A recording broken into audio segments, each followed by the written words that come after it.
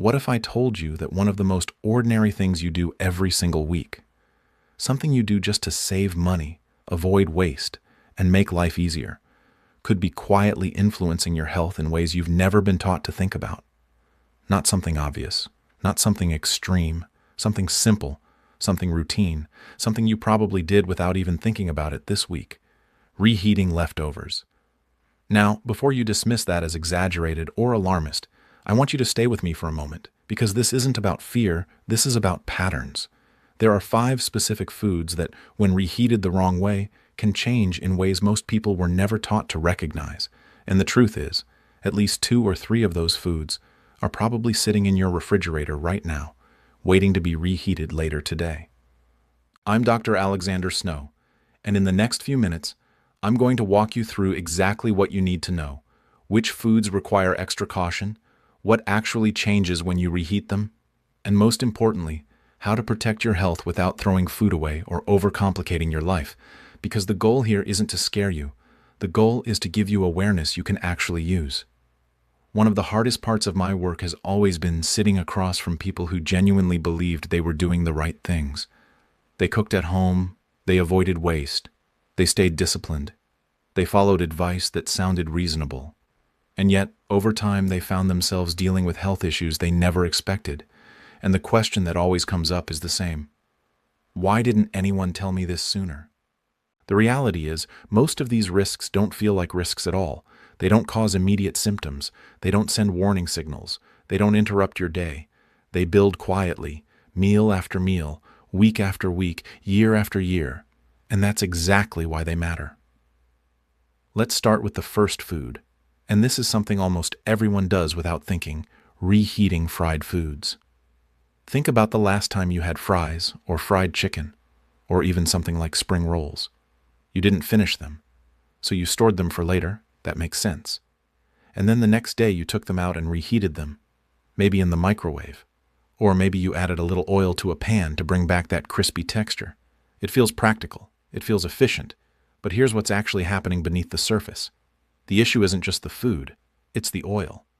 Most common cooking oils like sunflower oil, corn oil, and soybean oil are highly sensitive to heat, and when these oils are reheated, especially more than once, they begin to break down. And that breakdown produces compounds known as oxidative byproducts, including substances like aldehydes. Now, you don't need to remember the chemical names. What matters is what they do. These compounds are associated with increased oxidative stress in the body. They contribute to cellular damage, and over time they can promote chronic inflammation, not instantly, but gradually. And this is where most people miss the bigger picture. It's not about one meal, it's about repetition. Think about your own habits for a second. How many times this week did you reheat fried food? Once? Twice? Maybe more? That pattern, repeated over months and years, is where the real impact begins. So, what can you do instead? You don't have to stop eating these foods entirely. You just need to change how you reheat them. Use dry heat. An oven or an air fryer works far better because it restores texture without adding more oil or triggering additional breakdown. Avoid refrying already fried food. And if you use oil for frying, try not to reuse it multiple times. Simple adjustments, but they reduce unnecessary stress on your body in a way most people never even consider. Now let's move to the second food. And this one surprises almost everyone because it involves foods you've probably been told to eat more of: leafy greens, spinach, kale, Swiss chard. These are foods that are consistently labeled as some of the healthiest options you can include in your diet, and that's true. But what most people aren't told is that how you handle them after cooking matters just as much as eating them in the first place. Here's what happens. Leafy greens naturally contain compounds called nitrates, and on their own they are completely harmless. In fact, they can even be beneficial. But when you cook these vegetables, store them, and then reheat them, something changes. Some of those nitrates can convert into nitrites, and under certain conditions, those nitrites can further transform into compounds known as nitrosamines. Nitrosamines are classified as probable carcinogens. Now let me be very clear here. This does not mean that reheating spinach is suddenly dangerous or toxic. This is not about fear. This is about understanding patterns of exposure over time, because repeated formation of these compounds combined with other lifestyle factors can contribute to long-term risk, and most people do this without ever thinking twice. They cook a batch of greens, store it, reheat it the next day, maybe even reheat it again after that. It seems harmless. And in isolation it is, but repeated over time it becomes something worth paying attention to. So what's the better approach? First, consider eating cooked greens cold. It might sound unusual at first, but cold spinach in a salad, mixed into a wrap, or added to a grain bowl works perfectly well. You retain the nutrients without triggering additional chemical changes.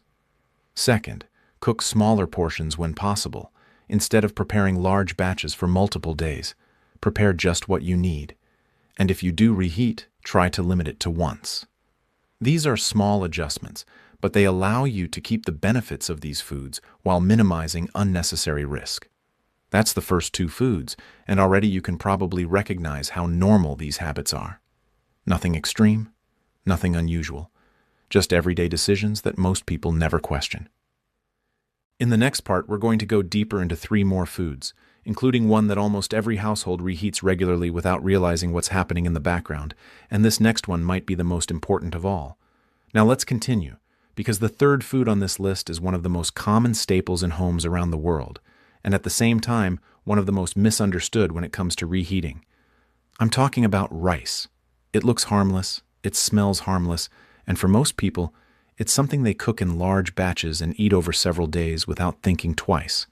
But what many people don't realize is that rice carries a unique risk that begins the moment it finishes cooking and starts to cool. Raw rice can contain spores of a bacterium known as Bacillus cereus. Cooking the rice kills the active bacteria, but it does not destroy the spores. These spores are incredibly resilient, designed to survive high temperatures, and they remain in the rice even after it has been fully cooked. Now here's where things change. As the rice begins to cool, especially if it is left at room temperature for too long, those spores can become active again. They begin to multiply, and as they grow, they produce toxins. And this is the critical part most people are never told. Some of these toxins are heat stable, which means reheating the rice later does not destroy them. So even if the rice is steaming hot when you eat it the next day, those toxins can still be present and active. This doesn't always result in immediate illness, although in some cases it can lead to food poisoning, but more often it's about repeated low-level exposure that people never connect back to their habits. Over time, this can contribute to ongoing stress in the digestive system, subtle inflammation and discomfort that seems to come and go without a clear cause. So what should you do instead? The key is not to avoid rice, but to handle it correctly. After cooking, cool it as quickly as possible, ideally within 1 hour. Spread it out in a shallow container rather than leaving it in a deep pot, because faster cooling reduces the window for bacterial growth. Once cooled, store it in the refrigerator and aim to eat it within 24 hours. When reheating, make sure it is thoroughly hot all the way through, and most importantly, only reheat it once. Don't keep putting it back in the fridge and reheating it again, because each cycle increases the risk.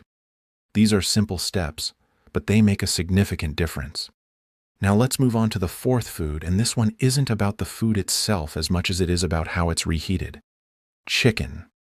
Specifically, reheated chicken in the microwave.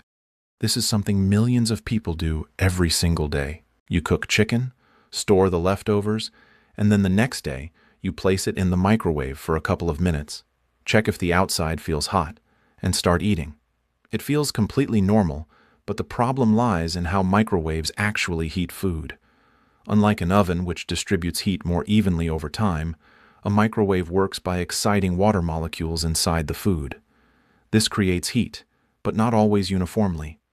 Different parts of the same piece of chicken can heat at different rates, depending on their moisture content, density, and fat distribution. The result is something known as cold spots, areas within the food that do not reach a high enough temperature to fully eliminate bacteria. And here's why that matters. Chicken is one of the foods most commonly associated with bacteria like Salmonella and Campylobacter. Proper cooking kills these bacteria, But once the chicken has been handled, stored, and exposed to surfaces or utensils, recontamination can occur. If you then reheat that chicken unevenly, those cold spots can allow bacteria to survive. From the outside, everything seems fine. The food feels hot, looks normal, smells normal.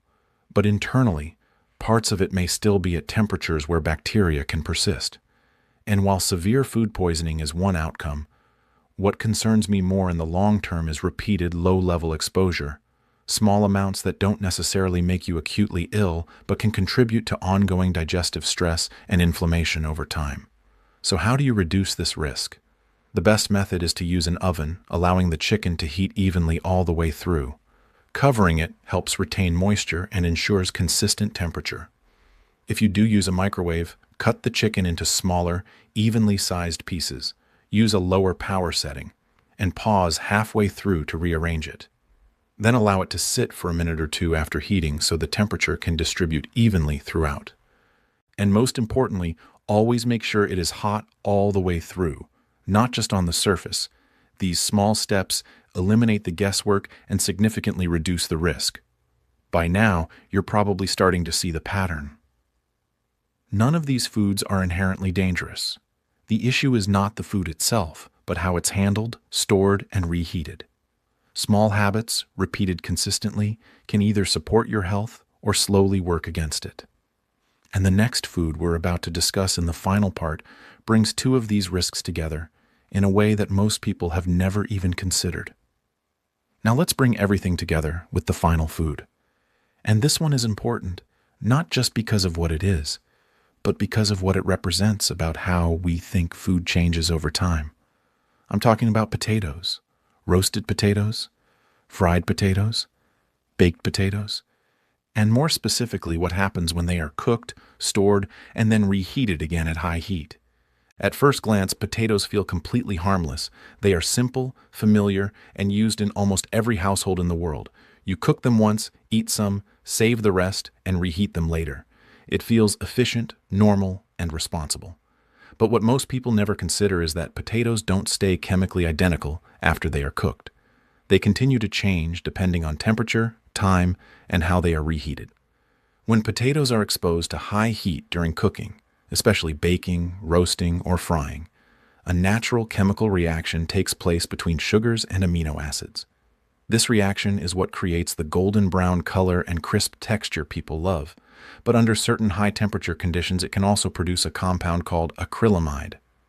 Acrylamide has been studied extensively, and while it is not something that causes immediate harm, it is classified as a probable human carcinogen based on long-term exposure patterns in research studies. Now here's where reheating becomes important. When potatoes are cooked once and then cooled in a refrigerator, their internal structure begins to shift.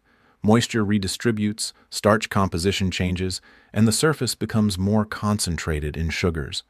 When you then reheat those potatoes at high temperatures again, especially in oil or dry high heat, you are essentially repeating and intensifying parts of that original reaction. That means the same browning process that created acrylamide the first time can happen again, sometimes more efficiently due to the changed surface structure of the food. So what you are really dealing with is not just a single cooking reaction, but a second cycle of thermal stress layered on top of the first. But that is only one side of the story because potatoes also undergo a completely different transformation that actually starts out as beneficial. When cooked potatoes are cooled, something interesting happens inside their starch structure. A portion of that starch converts into what is called resistant starch. This is a form of starch that behaves differently in the body. Instead of being rapidly broken down into glucose, it is digested more slowly and can support more stable blood sugar responses. In this cooled state, potatoes are actually metabolically gentler than when they are freshly cooked and hot. This is why some nutrition researchers even consider cooled potatoes to have a different metabolic profile entirely compared to freshly cooked ones. But the moment you reheat them aggressively at high temperatures, especially until they become crispy again, much of that resistant starch structure begins to break down. What was once slower digesting becomes faster digesting again. What was once metabolically steady becomes more rapidly absorbed. So in a very real sense, reheating doesn't just warm the food back up. It reverses part of the beneficial transformation that happened during cooling. Now step back and look at both processes together. On one side, you potentially increase exposure to compounds formed under high heat, and on the other side, you reduce some of the slower digesting properties that made the food more stable for blood sugar regulation. And when you combine repeated reheating over weeks and months, you are not dealing with a single isolated event anymore. You are dealing with a repeated pattern of thermal and metabolic shifts in one of the most commonly eaten foods in the world. But here is the most important part. None of this means potatoes are dangerous, and it certainly does not mean you should avoid them. What it means is that how you handle them matters more than most people realize, because the difference between a supportive food and a less optimal one is often not the ingredient itself, but the way it is prepared and reheated over time. So what does a smarter approach look like in real life? First, if you enjoy potatoes cold, that is actually one of the simplest and most underrated options. Cold potatoes in salads with olive oil, herbs, and vinegar retain their resistant starch structure and avoid additional high heat exposure entirely. It might feel unusual at first, but nutritionally, it is a very stable option.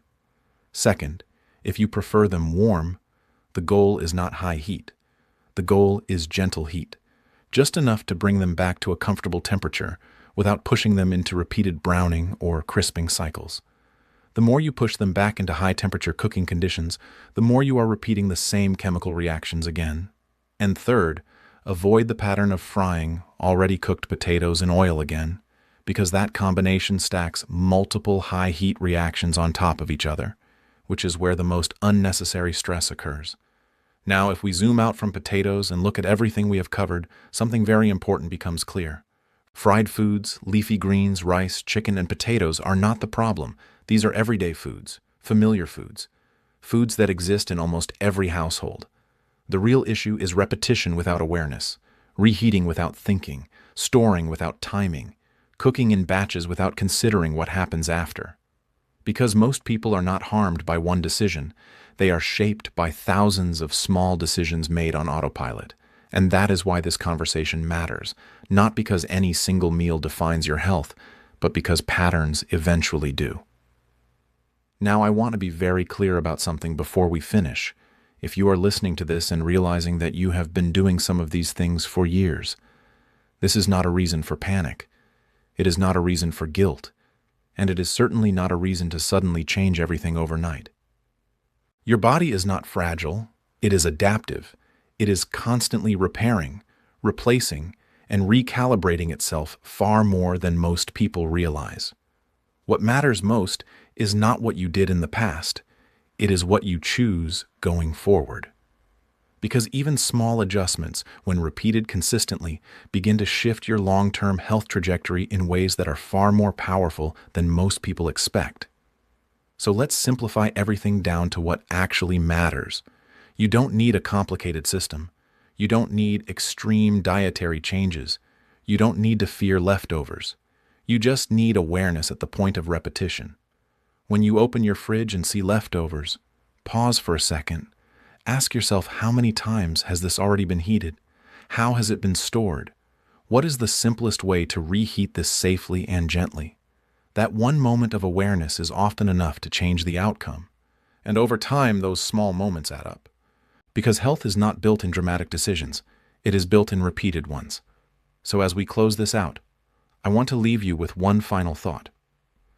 Your body has been working for you every single day of your life. Without asking for recognition, it digests, repairs, protects, and adapts silently in the background while you live your life. The least you can do is reduce unnecessary stress where it is easy to do so, not perfectly, not obsessively, just consistently. Because in the long run, the smallest improvements are the ones that matter the most. Now, before you finish watching this or move on with your day, I want you to pause for just a moment because there is something important that most people miss when they hear information like this. They immediately try to categorize it as either dangerous or not dangerous, safe or unsafe, healthy or unhealthy. But real life doesn't work in absolutes. Your health is not shaped by labels. It is shaped by patterns of exposure, frequency, and accumulation over time. And that means the goal is never perfection. The goal is awareness that leads to slightly better decisions more often than not. And I want you to think about something very practical right now. You are not going to stop eating leftovers. You are not going to completely change how you cook overnight. And you don't need to. But what you can do, starting today, is remove the habits that create unnecessary repetition of stress on your food. That is where the real improvement happens. Because if you zoom out, the issue was never fried food, rice, chicken, or potatoes on their own. It was the way modern life encourages batch cooking, storage, reheating, and convenience without teaching what those repeated processes actually do over time. Convenience is not the enemy. Lack of awareness is. So let's bring this all the way home. If there is one idea I want you to walk away with, it is this. Your health is not defined by what you eat once, it is influenced by what you repeat without thinking. That is where the hidden layer of nutrition exists. Not in extreme diets, not in complicated rules, but in the everyday actions that feel too normal to question. And the truth is, most people never get this perspective. They learn what to eat, but not how to handle what they already eat. They learn about nutrients, but not about what happens after cooking. They learn about food quality, but not about food behavior over time. And that gap is where most unintended habits live.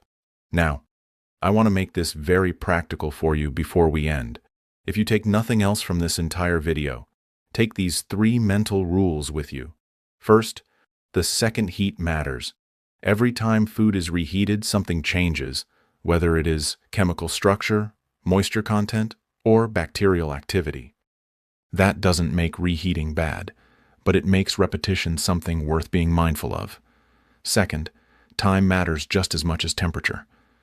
How long food sits before it is stored often matters more than how it is reheated later.